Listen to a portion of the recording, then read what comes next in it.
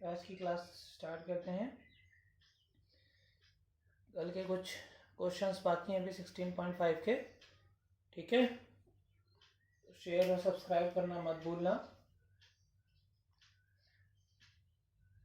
7वें question तक हो गया था, तो अब 8वां क्वेश्चन बताते हैं। कह रहा है in a multiple choice examination, मतलब कि कोई ऐसा पेपर हो रहा है जिसमें एक क्वेश्चन के 2-3 विकल्प हैं विथ 3 पॉसिबल आंसर, यानी कि 3 विकल्प हैं पर ईच ऑफ द 5 क्वेश्चन, 5 क्वेश्चनों के, यहाँ तक क्वेश्चन समझ लेना कि टोटल 5 क्वेश्चन है तुम्हारे पास, जिसमें से उन 5 क्वेश्चनों में हर क्वेश्चन के 3-3 आंसर है। ठीक है, जैसे एक क्वेश्चन है उसका ए बी सी ऑप्शन है, फिर दूसरा ऑप्शन है क्वेश्चन है उसके भी ए बी सी ऑप्शन, यानी कि हर के 3-3 आंसर है। What is the probability that a candidate would get 4 और मोर करेक्ट आंसर? इसकी प्रायिकता बताइए कि कोई भी आदमी 4 या 4 से ज़्यादा करेक्ट आंसर यानी सही आंसर दे देता है जस्ट बाय गेसिंग, किसी भी तरीके से। ठीक है, तो सबसे पहले एन हो गया हमारे पास 5। ठीक, कि 5 क्वेश्चनों के आंसर देने हैं। हो सकता है एक भी सही ना हो, एक सही हो, 2 सही हो, 3 सही हो, है ना। तो 5 क्वेश्चनों के आंसर हमें देने हैं।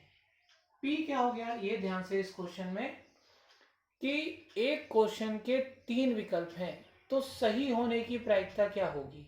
सोचो भाई, तुम्हारे पास एक क्वेश्चन है, उसके अंदर ए बी सी ऑप्शन है, तो एक ही सही होगा ना, 2 तो गलत होंगे। तो अगर ये वाला सही है तो भी 1/3, ये वाला सही है तो भी 1/3, ये भी सही है तो भी 1/3, यानी कि पी हो गया हमारा 1/3। ठीक है, समझ में आया। तो क्यू क्या हो जाएगा, 8 - 1/3 यानी कि 2/3। ठीक है, अब हम रफ में लिख लेते हैं कि भाई x क्या होगा, 0 1 2 3 4 5, कि एक भी सही नहीं हुआ, या पांचों के पांचों सही हो गए, है ना। कह रहा है वो हमसे कि आप 4 या 4 से ज्यादा इन दो के आंसर बताने हैं। ठीक है, हम इन्हीं को निकाल लेते हैं, इसको निकाल के माइनस करने की जरूरत नहीं है क्योंकि ये ज्यादा है कम है। तो हमने केवल क्या निकाला, पी एक्स बराबर 4 और पी एक्स बराबर 5। ठीक है, सरल कर लिया। 5c4 1/3 की घात 4 2/3 की घात 1। ठीक है, एन सी आर पी और क्यू आपको पता ही है। अब 5c5 1/3 की घात 5 2/3 की घात 0। ठीक है, 5c4 का मान कितना हो गया, 5।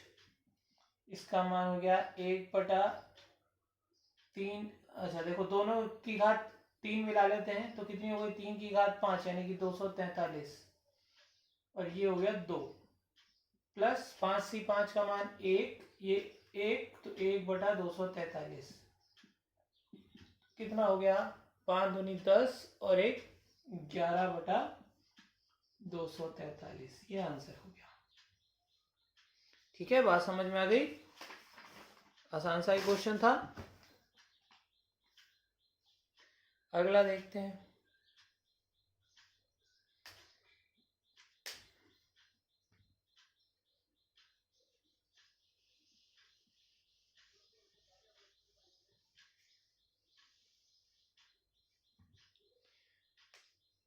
नवा question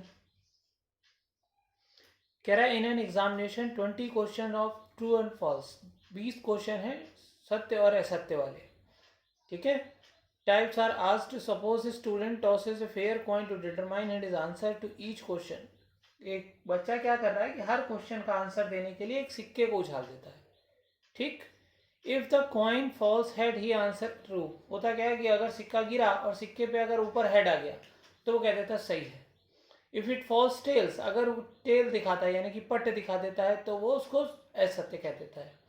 find the probability that he answer at least 12 question correctly. ठीक है, यानी हमें 20 के क्वेश्चनों के आंसर देने हैं, तो एन हो गया हमारा 20।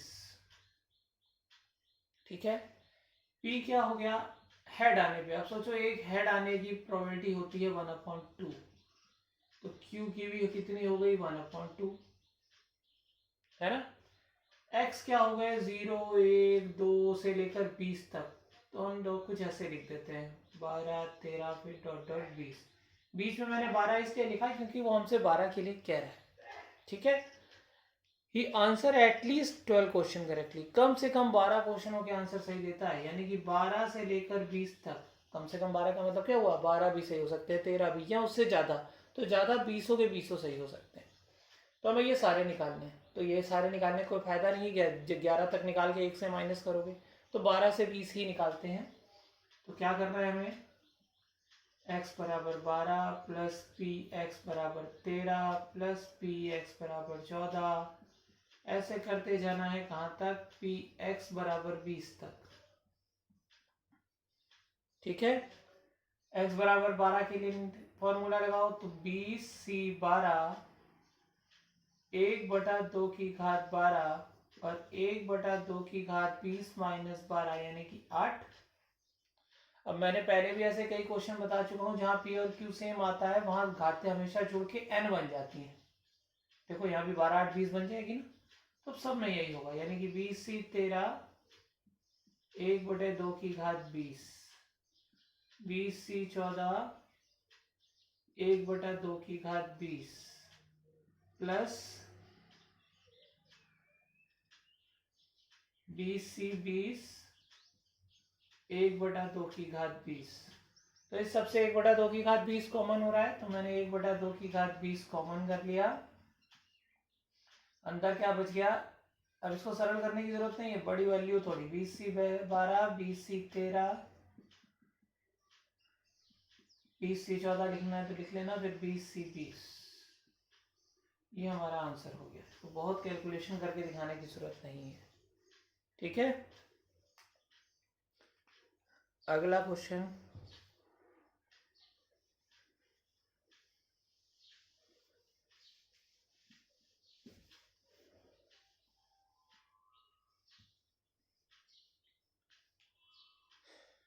दसवां क्वेश्चन है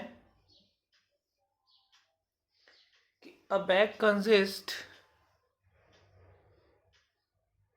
of 10 balls each marked with one of the digits 0 to 9। एक बैग में 0 से 9 तक के नंबर की गेंदें रखी हैं। ठीक है, 10 बॉल हैं, यानी हर नंबर की एक एक गेंद है। If 4 balls are drawn successfully with replacement, 4 बॉलों को निकालता है वापस रखते हुए from the bag, what is the probability that none is marked with digit 0।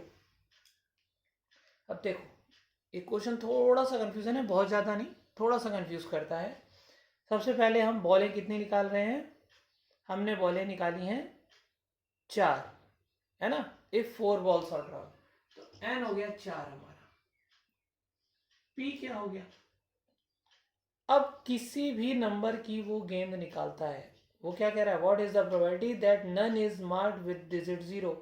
अब ध्यान रखना कि यहाँ डिजिट 0 की जगह ये डिजिट 1 भी पूछ सकता है, डिजिट 2 भी, डिजिट 9 तक कुछ भी पूछ सकता है, क्योंकि हर नंबर की एक एक गेंद है। तो इस 0 से कंफ्यूज नहीं होना है, मैं जो उसने लास्ट में 0 दिया है। ठीक है, अभी और कंफ्यूजन कहाँ होगा भी समझाता हूँ, कि अगर किसी भी नंबर की गेंद कह रहा है, वो यहाँ 0 नंबर की गेंद कह रहा है, हर नंबर की एक एक गेंद है, टोटल 10 गेंदें हैं, तो किसी भी गेंद को निकालने की प्रोबेबिलिटी कितनी हो गई, 1/10। मान लो तुम 5 नंबर की गेंद निकालते हो, तो गेंद तो एक ही है 5 नंबर की, टोटल 10 है, तो 1/10। ठीक, यहाँ 0 के लिए कह रहा है, तो 0 नंबर वाली एक गेंद है, बटे में 10, तो क्यू कितना हो गया, 1 माइनस 1/10 यानी कि 9/10। ठीक है, अब x क्या हो गया हमारा, हमारा x हो गया 0 1 2 3 4। ठीक है, अब ध्यान से पढ़ना है कि अब हमें निकालना है, उसने बोला नन इज मार्क, मतलब हमने जो भी निकाली उसमें से एक बार भी जो हमने जो नंबर चाहिए वो नहीं आई। यहां उसने 0 नंबर कहा है, लेकिन यहाँ x भी 0 है, तो ये कंफ्यूज ये नहीं होना है कि वो जो 0 उन्होंने जहां लिखा है वो 0 ये 0 अलग अलग है, ये वाला 0 ये वाला 0 है, कि एक भी गेंद नहीं आई, नन वाले। ठीक है, अगर वो डिजिट 0 जो लास्ट में उसने लिखी है, अगर उस 0 की जगह वो 5 भी कहता ना, तो भी x 0 ही आता। ठीक है, ये मत सोचना कि यहाँ 4 है तो वहाँ 5 आ ही नहीं सकता, आ सकता है, क्योंकि वो डिजिट जीरो कह रहा है, बॉल हमारे पास 0 नंबर से लेकर 9 नंबर तक की कोई भी है, तो वो 5 नंबर की गेंद, 6 नंबर की गेंद, 7 नंबर की गेंद कुछ भी हो सकती है। ठीक है, ये x बराबर 0 है नन के लिए, जहां लिखा है कि एक भी गेंद, उनमें से कोई भी गेंद कौन सी नहीं है, 0 नंबर की नहीं है। बात समझ में आ गई। अब इसके बाद क्वेश्चन इजी है। ठीक है, तो यहाँ तुक्के में x बराबर 0 नहीं लिखना है कि वहां जो x बराबर डिजिट 0 लिखा है वो 0 है, नहीं, वहां यहाँ ये वाला 0 है, बस फिर क्वेश्चन हो जाएगा। कितना है 4c0 1/10 की घात 0 और 9/10 की घात 4, ये एक हो गया, ये एक हो गया, तो आंसर आ गया 9 की घात 4/10 की घात 4। वैल्यूज बड़ी है तो कैलकुलेशन करने की जरूरत नहीं है। ठीक है,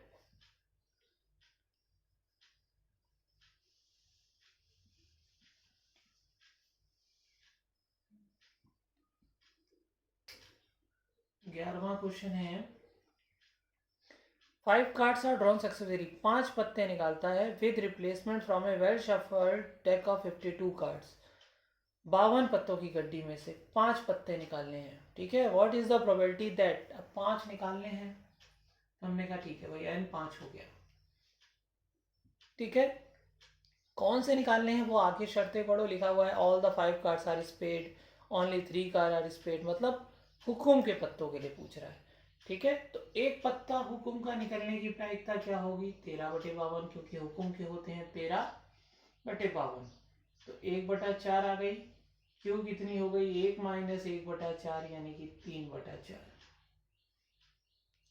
ठीक है, तो 5 में से हमें निकालना है एक हुकुम की इतनी प्रायिकता हो गई, ना आने की इतनी हो गई, पहला क्वेश्चन। अच्छा, x लिख लेते हैं पहले, x क्या क्या होंगे, एक भी हुक्म नहीं आया, एक हुक्म आया, या पांचों के पांचों हुक्म आ गए, है ना, ऐसे इसी तरीके से। तो पहला क्या है, पहला है all the 5 cards are spade, जो हमने निकाले हैं वो सारे के सारे हुक्म आए हैं, यानी कि 5 निकाले थे और पांचों के पांचों हुक्म आ गए, तो x बराबर 5 के लिए निकालना है, तो कितना आ जाएगा 5c5 1/4 की घात 5 और 3/4 की घात 5 - 5 0, तो ये हो गया एक, ये हो गया एक, 1/4 की घात 5 कितना हो गया 1024, खत्म। दूसरा ओनली 3 कार्ड्स आर स्पेड, इससे अच्छा मैंने पहले भी कहा कुछ नहीं हो सकता, जब वो ओनली लगा दे, केवल लगा दे, तो केवल 3 के लिए निकालना है, तो x बराबर 3, 5c3 1/4 की घात 3, 3/4 की घात 2। ठीक है, 5c3 का मान हो गया, इसका मान हो गया 10 गुणा 1/4 की घात 3, तो इसको कर देते हैं 64 गुणा 9/16।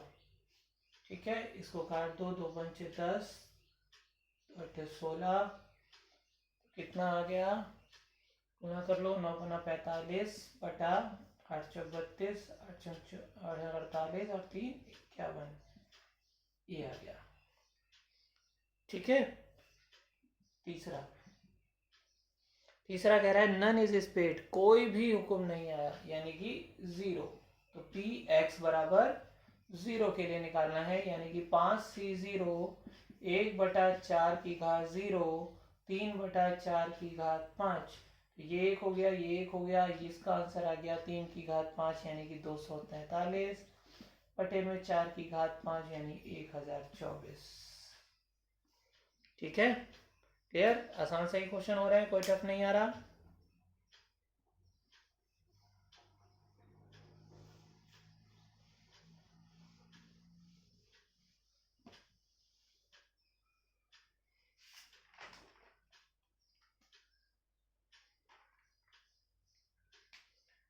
बारहवां करते हैं, कह रहा है suppose x has a binomial 6,1,2। देखो थोड़ा सा नया टाइप का क्वेश्चन है, लेकिन ये इजी बहुत होता है, इसमें कोई कठिनाई नहीं होती, बस समझने वाली दिक्कत है थोड़ी सी। अगर इस टाइप का प्रायिकता में कुछ ब्रैकेट में दिया है तो सीधा सा काम है, यानी उसने हमें सब कुछ दे रखा है, n हो गया 6, यानी जो पहले लिख देगा वो n है, ठीक है। यानी कि कितनी बार तुमने कोई काम किया है, 6 बार किया है, 10 बार किया है, कुछ भी यहाँ जो लिखा है वो n हो गया 6। जो बाद में लिखा है वो p हो गया, और अगर p पता है तो तुम्हें ये पता है कि तुम q फटाफट निकाल सकते हो एक में से माइनस करके, तो n p और q तो आ ही गए, ठीक। अब x क्या होंगे हमें पता है, x होंगे 0 1 2 3 4 5 6, ठीक। अब आगे पढ़ते हैं, कह रहा है शो दैट x बराबर 3 is the most likely outcome. कह रहा है इनमें से जब हम सबकी प्रायिकता निकालते हैं, 0 की भी 1 की भी, यानी कि प्रायिकता बंटन एक तरीके से जब हम सबका निकालते हैं तो x बराबर 3 का जो आंसर आता है वो सबसे ज्यादा आता है। तो कोई बड़ी बात नहीं, हम निकाल सकते हैं। तो x बराबर 0 1 2 3 4 5 6 के लिए सबके लिए निकाल लेते हैं, ठीक है। तो इसका फॉर्मूला क्या बना, 6c0 1/2 की घात 0 1/2 की घात 6। 6c0 का मान होता है 1, इसका मान तो 1, इन दोनों को डायरेक्ट कर लेते हैं क्योंकि फिर p और q सेम है तो 1/2 की घात 6 ही आएगा। इसको चाहो तो ऐसे ही रहने दो, कोई फर्क नहीं पड़ता हमें, ठीक है। x 6c1 1/2 की घात 6 डायरेक्ट लिख देता हूँ, 6c1 का आंसर 6 1/2 की घात 6। यहाँ आया 6c2 1/2 की घात 6, 6c2 का आंसर आता है 15 1/2 की घात 6। 6c3 1/2 की घात 6, 6c4 1/2 की घात 6, 6c5 1/2 की घात 6, 6c6 1/2 की घात 6, ठीक है। तो इस 6c3 का आंसर आता है 20 1/2 की घात 6, 6c4 का फिर से 15 1/2 की घात 6, 6 1/2 की घात 6, 1 गुणा 1/2 की घात 6। देखो 1/2 की घात 6 तो सब में सेम है, केवल 6c0 6c1 6c2 इनके मान निकाल के हमने रख दिए। अब सोचो ये तो सब में सेम है, तो इन अंकों में जो सबसे बड़ा नंबर होगा उसकी संख्या सबसे ज्यादा होगी, तो यानी कि ये 20 वाला सबसे ज्यादा है। तो आंसर आ गया कि x बराबर 3 पर इसकी प्रायिकता सबसे ज्यादा होगी, ठीक है।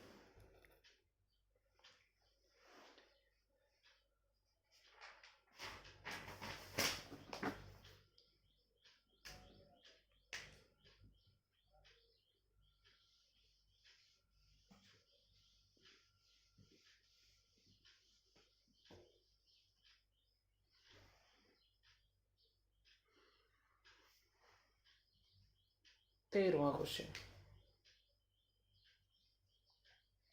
कह रहा है pair of dice is throne 4 times. एक जोड़ी पासे को, मतलब 2 पासों को एक साथ उछाल रहा है, कितनी बार, 4 बार, ठीक है। तो हमें कुछ भी पूछ रहा होगा तो हम एक जोड़ी पासे के हिसाब से निकालेंगे। n तो हमें समझ में आ गया कि 4 होगा क्योंकि वो 4 बार उछाल रहा है। पढ़ते हैं आगे, if getting a doublet, doublet यानी कि द्विक हम पहले भी पढ़ चुके हैं, किसी चीज का द्विक आना, तो एक जोड़ी पासे को, यानी कि जब 36 बनते हैं तो द्विक क्या होते हैं, 1 1 2 2 3 3, तो 6 होते हैं, पता है अपने को, पहले भी कई बार पढ़ चुके हैं।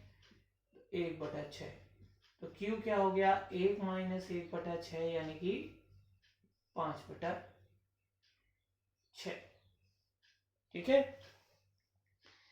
इस कंसीडर्ड सक्सेस, ठीक है, सक्सेस की तरह मानता है सफलता होना। Find the probability of 2 success, तो अगर हम निकालें x होगा 0 1 2 3 4, ठीक। और केवल 2 के लिए ही पूछ रहा है, ना कम ना एटलीस्ट ना एटमोस्ट, ना कम से कम ना ज़्यादा से ज़्यादा, कुछ भी ऐसा नहीं कह रहा। तो हमें सीधा सीधा किसके लिए निकालना है, x बराबर 2 के लिए निकालना है। तो कितना हो गया, 4c2 1/6 की घात 2 5/6 की घात 2, ठीक है।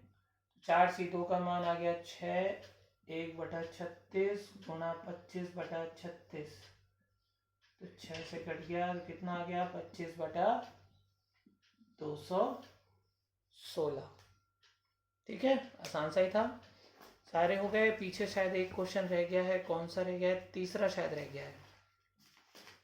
ठीक है, तो पढ़ते हैं जरा तीसरा भी।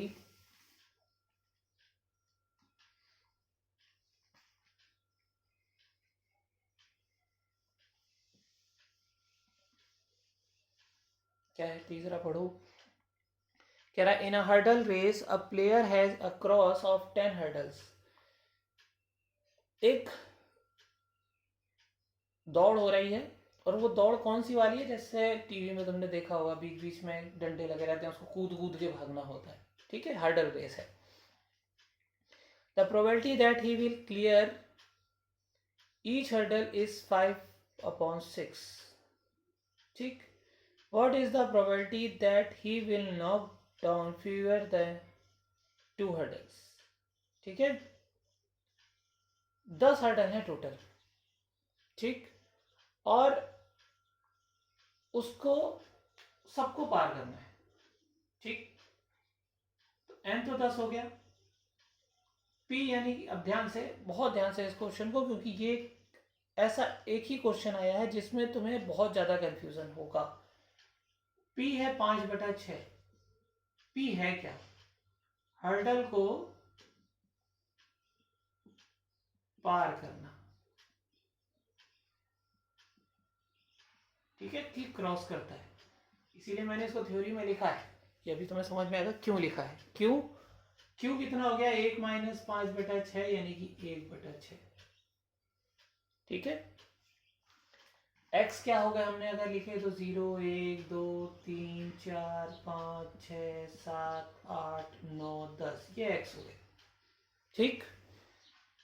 कह रहा है he will knock down fewer than 200, मतलब कि वो 2 से कम को गिरा देगा। तो होता क्या है, जब हमसे ये क्वेश्चन पूछता है तो हम 2 से कम यानी कि 0 और 1 के लिए निकाल देते हैं, यानी हम लिख देते हैं px = 0 प्लस px = 1, जो कि गलत हो जाता है। अब क्यों गलत होता है ये बात नहीं समझ में आती जल्दी। अब अगर गौर करो तो मैंने पीछे जितने भी क्वेश्चन किए हैं उन सब में, और पहले दिन भी बताया था कि p और x की भाषा सेम होनी चाहिए। तो अगर यहाँ देखो तो तुमने p लिखा है हर्डल को पार करना, जबकि यहाँ 0 को मत लेना, 0 में कई बार बोलने में कंफ्यूजन लगता है, तो हम 1 वाले को देखते हैं जरा। तो हर्डल को पार करना है p, लेकिन ये जो तुमने x = 1 क्या लिखा है, ये तो लिख दिया तुमने कि वो पार नहीं करता, यानी कि गिरा देता है। ये तो कह रहा है he will knock down fewer than 200, 2 से कम को गिरा देगा। तो यहाँ तुमने p लिखा है पार करना, और यहाँ तुमने x लिख दिया गिरा देगा, तो दोनों चीजें अलग अलग हो गई, ठीक है। तो ये बात ध्यान रखनी है कि जब ये दोनों लिख रहे हो तो ये दोनों सेम भाषा में होने चाहिए, p और x। 0 को मत देखना, क्योंकि 0 में कई बार क्या होता है, 0 होता है, एक भी नहीं गिराएगा तो कंफ्यूज हो जाते हैं नहीं के साथ।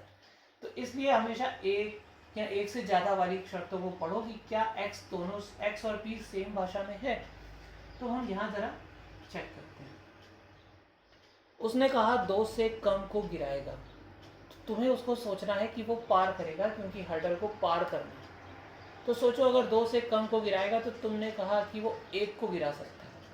तो अगर वो 1 को गिराएगा तो पार कितनों को करेगा, अगर उसके पास 10 हर्डल है। तो अगर 10 हर्डल है, उसने 10 को बांधना शुरू किया, 1 को गिरा, बाकी सब पार कर गया, यानी कि वो 9 पार कर गया, ठीक है। 2 से कम तुमने 1 गिरा दी, अब ये भी तो हो सकता है 2 से कम यानी तुमने 1 भी नहीं गिराई, है ना। तो अगर 1 भी नहीं गिराई तो पार कितनी करी, 10 होगी, 10। बस ये चीज इस क्वेश्चन में थोड़ा ध्यान से थी, क्योंकि इस जैसा और कोई क्वेश्चन नहीं है एक्सरसाइज में। तो ये ध्यान रखना है, ना उदाहरण में है ना एक्सरसाइज में। तो ये ध्यान रखना है कि हमें p कैसे मानना है, x कैसे लेना है, p और x दोनों के साथ समानता क्या होनी चाहिए, ठीक है। अब सरल कर लेते हैं। तो कितना हो गया, 10 × 9, 5/6 और 1/6 प्लस 10 × 10, 5/6 1/6 ठीक है। तो अब कितना आ गया, 10 × 9 का आंसर 10 आ गया। 5/6 9 × 1/6 1, ये 1 हो गया, ये 1 हो गया, तो 5/6 हो गया। ठीक है, इसमें से कॉमन कर लेते हैं, तो 5/6 कॉमन आ गया। क्या बच गया? 10/6 प्लस 5/6, तो ये हो गया 5/6 गुणा 10, 15/6।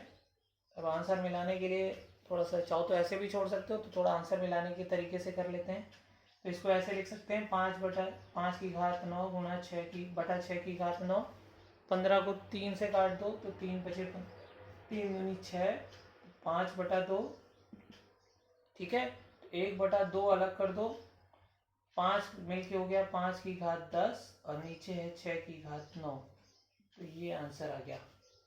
ठीक है, फिर 16.5 खत्म हो गई है, इसको फेयर में कर लेना। अब तुम्हारी केवल विविध मिसलिनियस बचती है। ठीक है, तो पहले ये सारे क्वेश्चंस तो एक बार रिवाइज कर लेना कल तक।